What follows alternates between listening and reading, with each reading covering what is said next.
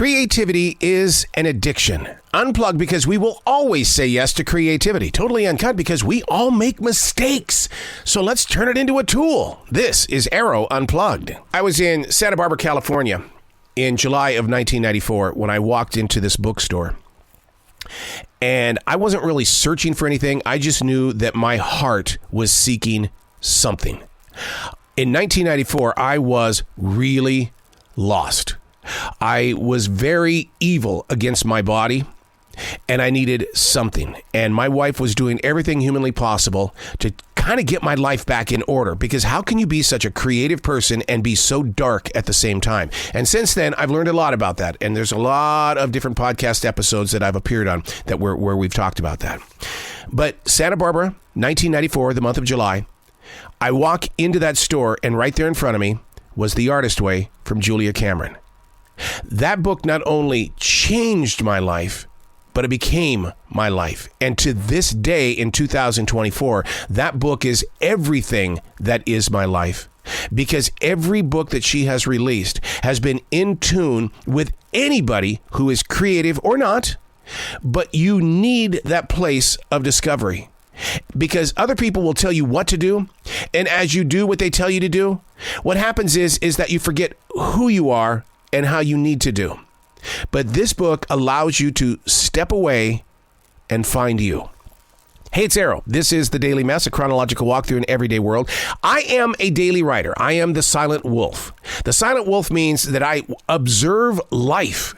I study life, habit, conversations. Words come to me when I least expect, and it's like, okay, we're going to dig in. And we're going to find out why was this word handed to me by the universe. And it's amazing that vibration of, whoa, I didn't know. No, well, now we got to share it. This is The Daily Mess. The most difficult part about daily writing is the physical effort to keep what's being written focused in on, not time-stamping a moment with a writing instrument. How interesting is it going to be to a future reader that the San Francisco 49ers are taking on the Kansas City Chiefs in the Super Bowl, number 58? While most journal writers struggle with the me factor, my challenges are based on doing all I can to make what is talked about an opening conversation on any given day. To be able to come back and think about, hey, there's still reason to continue making small conversation out of this. To trust in the identity of knowing oneself more than an event or a moment. Now, I admit, it's really hard for me to go back to September 11th, 2001. I wrote during those moments, that darkness, that silence, those questions. But how many people truly documented their own journey on a walk of survival? As much as mile marking goes against my personal daily writing beliefs, it's best that we all keep doing it. I was talking to a gentleman just the other day. He's celebrating his 97th birthday. Because I am a daily writer, I asked him, I said, are you leaving any words for your grandchildren, for your family, for those that you're not going to meet? And he goes, what do you mean? I said, are you writing your story? Because you've lived so many different changes compared to the rest of us. You're way ahead of us.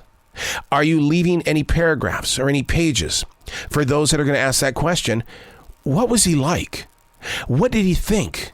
What kind of music did he enjoy? Did he watch old TV shows, or was he watching brand new movies? Are you writing anything down? No. My family doesn't want to know about me because they've lived with me. That's pretty sad. And the reason why I say it's sad is because I lived with my mother.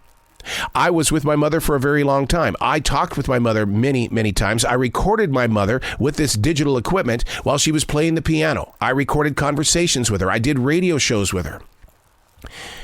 But now that she's gone, I think I have more questions than I've ever had. And that's why my goal and my challenge for you is to get something on paper, to start a walk, a journey. And you've got to be able to convince your heart, this isn't for me. This is for you, dear future reader. I'm Arroe, and that's The Daily Mess.